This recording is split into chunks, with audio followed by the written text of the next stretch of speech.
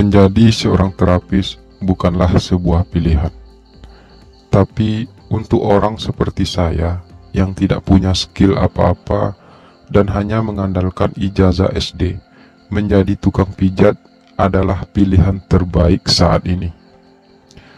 Banyak yang menyarankan saya untuk berhenti menjadi seorang terapis dan mencoba mencari pekerjaan lain. Aku bukannya tidak berusaha mencari pekerjaan lain, tapi sampai saat ini belum ada satupun pekerjaan yang aku dapatkan. Sebenarnya menjadi seorang tukang pijat bukanlah sebuah pekerjaan yang buruk, selama masih dalam batas sekedar memijat orang, tanpa ada embel-embel pelayanan plusnya. Namun, image seorang terapis di zaman sekarang memang terkesan seperti itu. Karena jika tidak, seorang tukang pijat tidak akan mudah mendapatkan pelanggan. Kecuali jika kita punya keahlian khusus dalam dunia pijat, bukan hanya mengandalkan sebuah elusan di tubuh pelanggan. Sudah seminggu kamu belum mendapatkan pelanggan satupun, Bal. Suara Regen, rekan kerjaku, tiba-tiba mengagetkanku. Sudah saya katakan dari awal, jika kamu hanya sekedar memijat, kamu akan sangat sulit mendapatkan pelanggan. Regen melanjutkan. Setiap kali ada pelanggan, kamu selalu menolak. Jelas hal ini akan mempengaruhi kinerja kamu, Bal, terutama untuk pemasukan kamu. Lanjut Regen lagi. Aku tidak memungkiri hal tersebut. Setiap ada pelanggan, aku selalu menanyakan kepada mereka layanan apa yang mereka inginkan. Dan apabila mereka meminta pelayanan lebih, maka aku akan menyerahkannya kepada terapis lainnya. Meskipun risikonya aku akan kehilangan kesempatan untuk mendapatkan uang. Sudah seminggu aku tidak mendapat pemasukan apa-apa. Namun begitulah risikonya. Jika tidak mau memberi pelayanan plus kepada pelanggan, maka pemasukan juga akan berkurang, bahkan hampir tidak ada. Aku benci dengan hidupku. Aku benci dengan semua yang aku jalani ini. Namun, aku tidak bisa berbuat banyak. Keadaan selalu memaksaku untuk melakukan sesuatu yang sebenarnya tidak aku inginkan. Lelah rasanya menjalani ini semua. Hidup ini pilihan, Bal, dan setiap pilihan itu selalu ada risikonya. Terngiang kembali ucapan bijak seorang pelangganku dulu. Andai mereka tahu, tidak banyak pilihan untuk orang-orang sepertiku.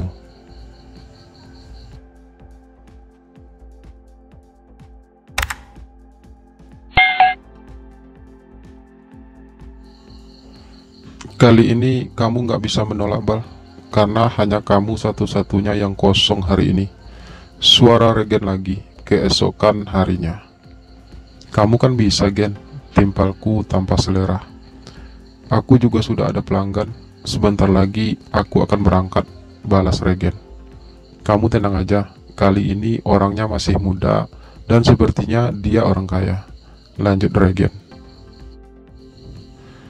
Sebenarnya nggak ada bedanya bagiku, orang kaya atau tidak, masih muda atau sudah tua sekalipun, yang mereka inginkan dariku tetap sama. Setelah dibujuk beberapa kali oleh Regen, akhirnya aku menerima tawarannya kali ini.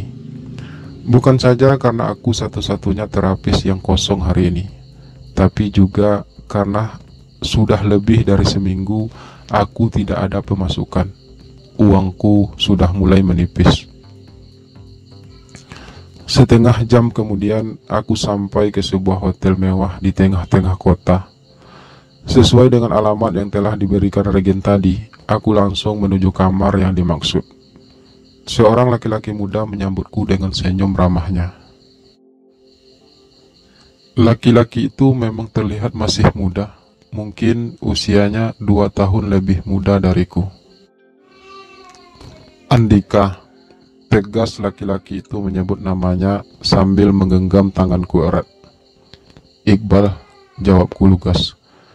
Andika tidak tampan, tidak juga bisa dibilang jelek. Wajahnya benar-benar biasa. Kulitnya sawo matang, khas kulit orang Indonesia. Wajahnya opal dengan hidung yang sedikit bengir. Tubuhnya cukup berotot dan kekar. Kulitnya terlihat bersih dan terawat dengan baik. Entah mengapa, setiap kali aku mendapatkan pelanggan, aku selalu memperhatikan keadaan fisik orang tersebut. Mungkin karena aku tahu mereka pasti akan memintaku memberi pelayanan lebih. Aku paling tidak suka harus melayani orang yang tubuhnya tidak terawat dengan baik. Aku pasti merasa jijik. Namun, jika orangnya terlihat bersih, aku akan menjadi sedikit punya selera untuk melayani mereka. Dan Andika termasuk tipe orang yang bisa aku layani. Aku berusaha memasang senyum seramah mungkin kepada Andika. Aku tidak ingin meninggalkan kesan yang buruk pada laki-laki tersebut. "Udah pernah pijit sebelumnya, Mas?" tanyaku berbahasa basi sebelum aku mulai memijatnya. "Panggil nama aja, nggak usah pakai Mas. Aku bukan orang Jawa," balas Andika seakan mengabaikan pertanyaanku. "Oh, maaf kalau begitu. Enaknya aku panggil apa ya? Andi atau Dika?" ucapku mencoba mengakrabkan diri. "Panggil Dika aja," balas laki-laki itu dengan suara sedikit manja. Aku pun mulai memijat bagian kaki Andika. Kaki yang dipenuhi bulu-bulu halus itu terasa lembut di tanganku. Aku pernah beberapa kali pijat, tapi aku belum pernah menemukan tukang pijat yang benar-benar cocok denganku. Suara Andika di sela-sela pijatanku. "Dan sepertinya pijatan kamu cukup enak. Kamu pasti sudah sangat berpengalaman di bidang ini ya?" lanjut Andika bertanya. "Enggak juga, Dik. Aku juga masih belajar," jawabku mencoba terdengar akrab. Aku jarang sekali pulang ke Indonesia. Sebenarnya aku tinggal dan bekerja di Belanda. Kebetulan sekarang aku pulang ke Indonesia karena ada acara keluarga. Andika memulai ceritanya.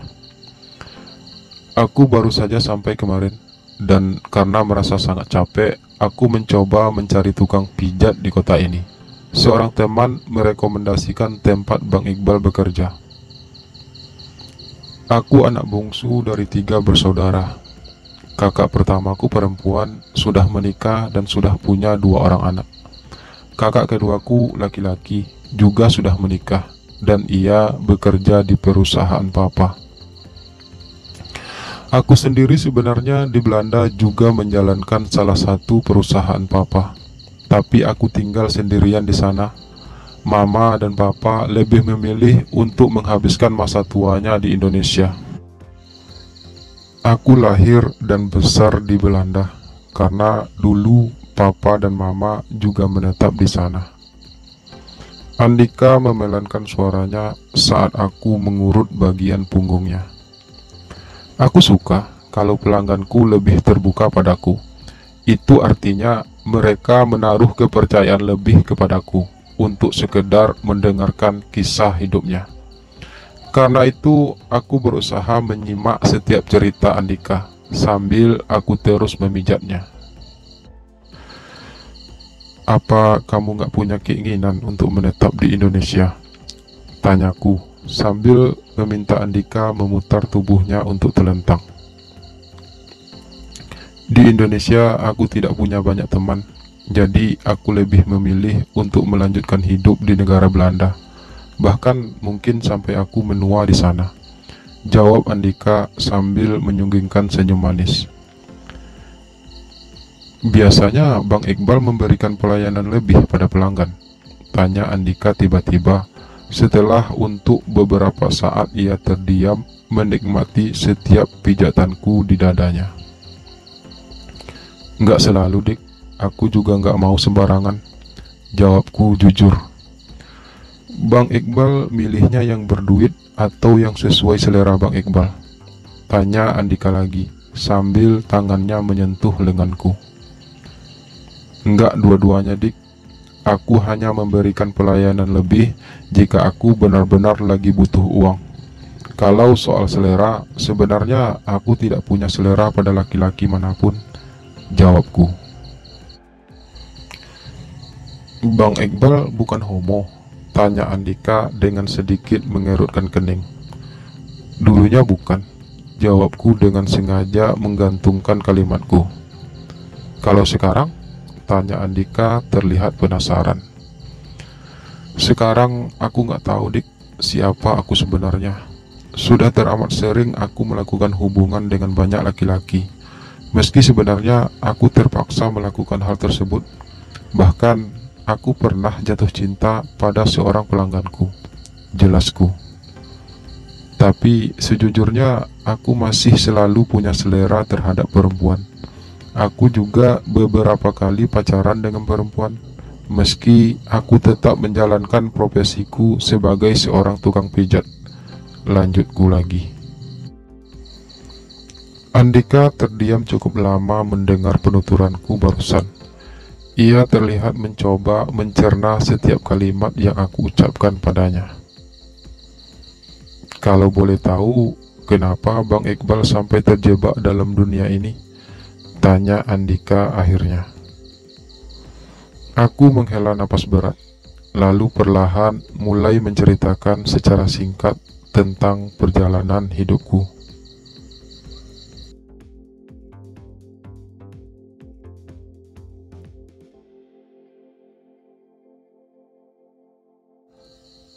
Jadi seandainya Bang Iqbal punya kesempatan untuk bekerja di bidang lain, Bang Iqbal bersedia? Andika bertanya kemudian setelah aku selesai bercerita. Tentu saja aku bersedia, Dik.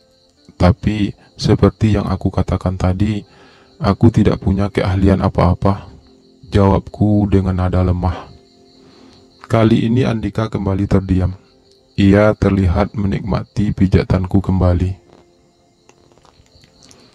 Jadi gimana, Dik? Kamu mau mendapatkan pelayanan lebih dariku? Tanyaku ketika aku selesai memijat laki-laki yang mulai aku sukai itu. Kalau kamu bersedia, aku mau aja, jawab Andika lugas. Aku sebenarnya tidak begitu bersedia. Aku masih merasa trauma. Sejak hubunganku dengan Mas Henry, sang polisi tersebut, kandas, aku jadi sedikit malas harus melayani laki-laki. Namun sekarang aku benar-benar lagi butuh uang. Sudah lebih dari seminggu aku tidak mendapat pemasukan apa-apa. Karena itu aku pun mulai memberikan servis tambahan untuk Andika. Andika terlihat tersenyum senang. Andika terlihat sudah sangat berpengalaman. Rasanya wajar, mengingat ia tumbuh di negara Belanda. Pasti sudah sangat sering ia melakukan hal tersebut dengan para bule di negara kincir angin itu.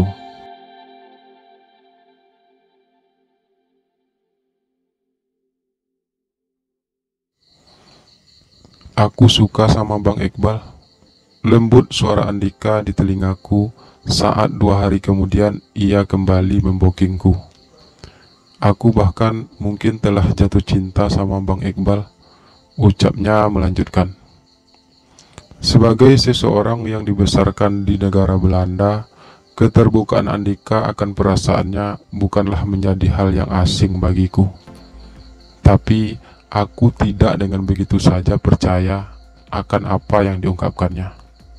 Bagiku, cinta itu butuh proses, bukan hanya sebuah pertemuan sesaat lalu merasakan cinta. Namun, cinta memang terkadang unik.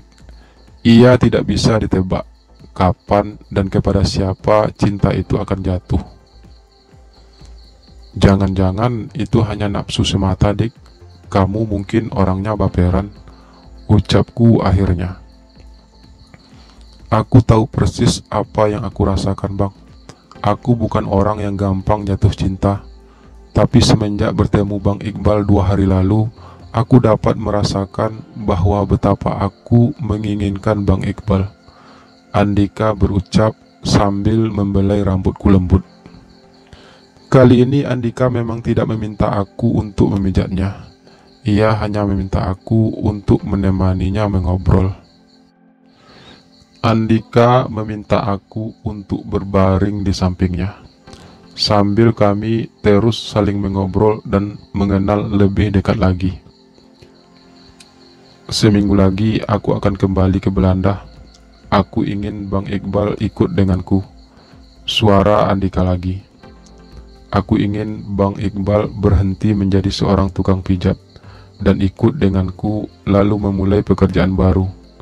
Andika melanjutkan. Aku sudah katakan padamu, Dek, aku tidak punya skill apa-apa. Jawabku datar. Bang Iqbal kan bisa belajar.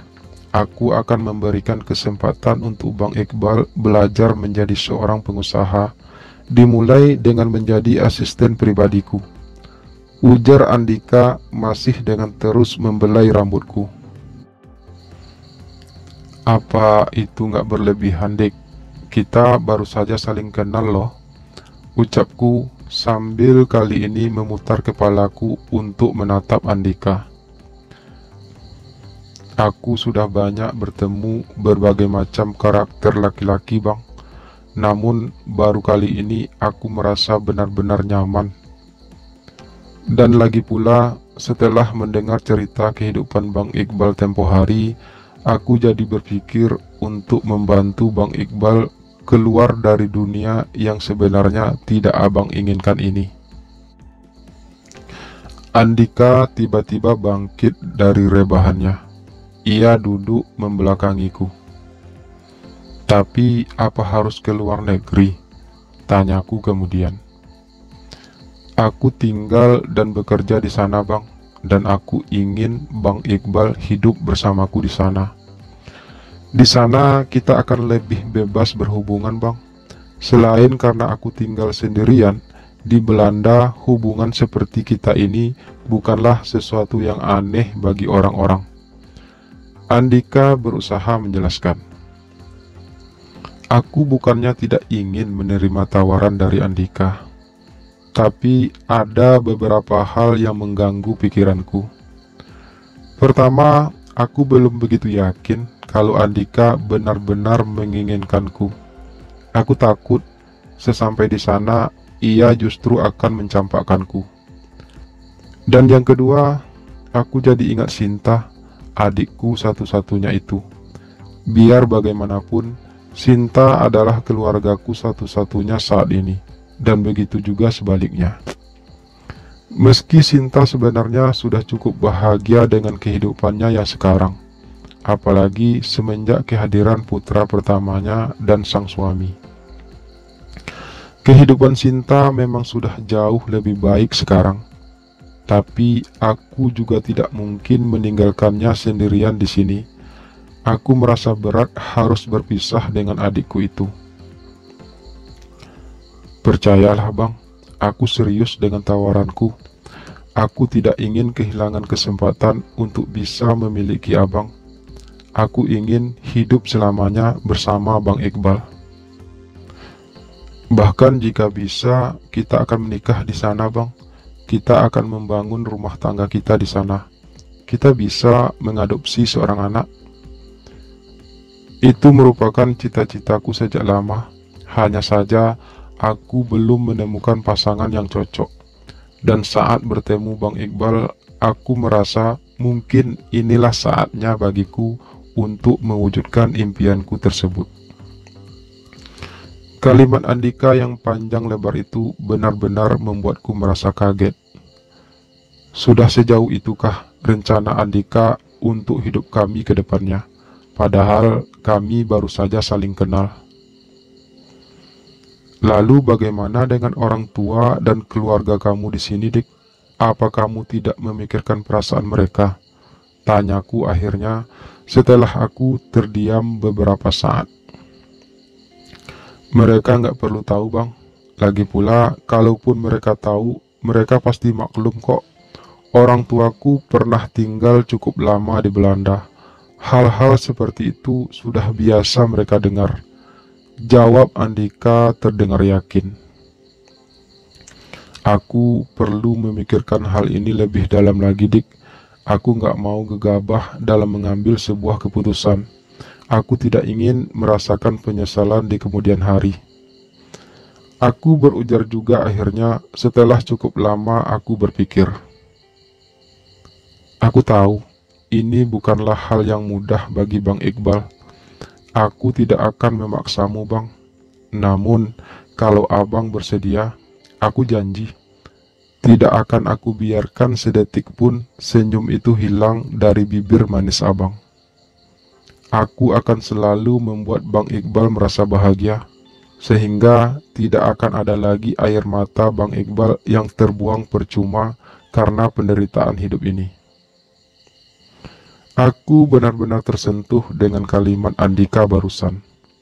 Seandainya kalimat itu benar-benar dari hati Andika yang terdalam. Rasanya terlalu naif jika aku menyia-nyiakan kesempatan tersebut. Tapi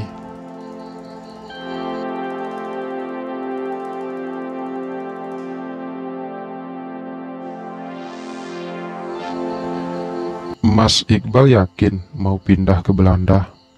Sinta menanyaiku dengan kening berkerut ketika keesokan harinya aku mengutarakan niatku tersebut. Aku hanya mengangguk pelan menjawab pertanyaan tersebut.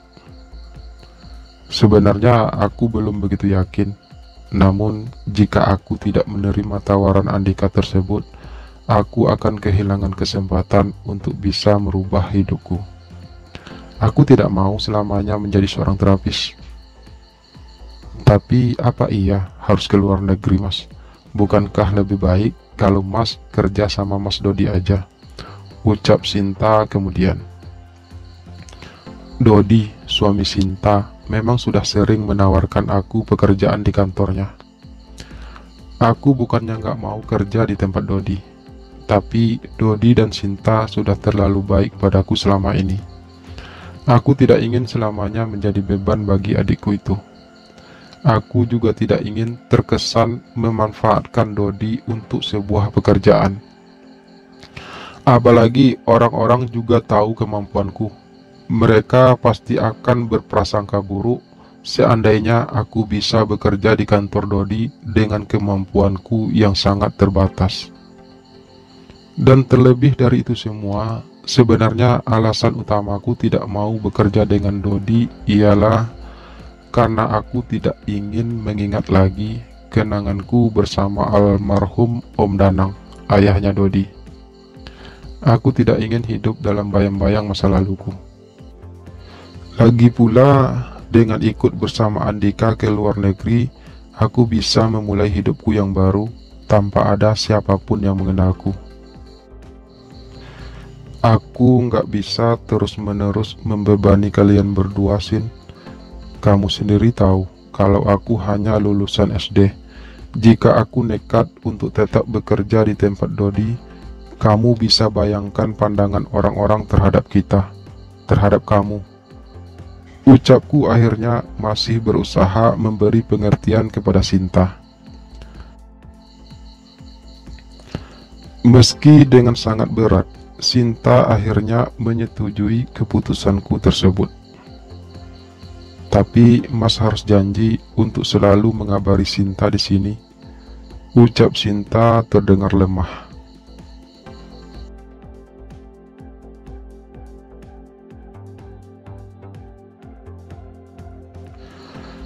Meski sudah mendapatkan persetujuan dari Sinta, namun tetap saja aku masih merasa ragu.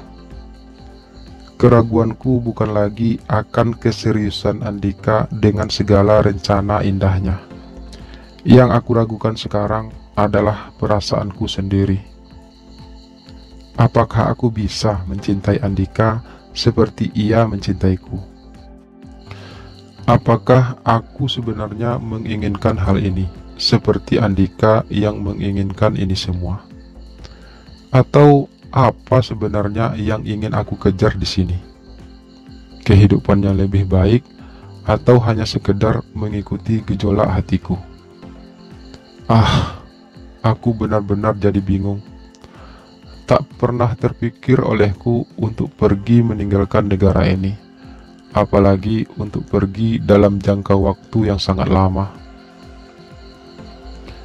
Ikuti kata hatimu, Bal. Seperti yang pernah aku katakan, pilihan apapun yang kita ambil dalam hidup ini sudah pasti akan ada risikonya.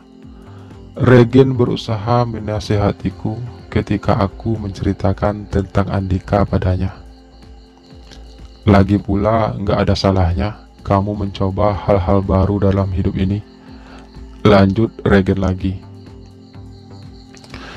Untuk saat ini, aku memang belum mencintai Andika, meski kesan yang ia berikan padaku mampu membuatku merasa nyaman. Dan aku yakin kalau aku pasti bisa belajar untuk mencintainya. Mungkin ini adalah jalan yang harus aku tempuh, meski itu artinya aku akan mengkhianati kodratku sebagai seorang laki-laki. Aku pernah menjalin hubungan yang serius dengan perempuan, tapi selalu saja hubunganku kandas. Aku tidak pernah berhasil dengan perempuan, dan aku berharap dengan Andika aku bisa menjalin hubungan yang lebih baik lagi.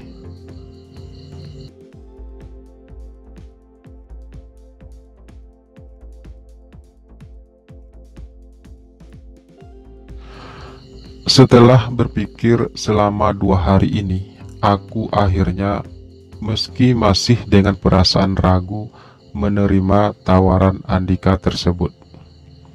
Ya, aku ingin berpetualang dalam hidup ini. Aku tidak ingin selamanya menjadi seorang tukang pijat.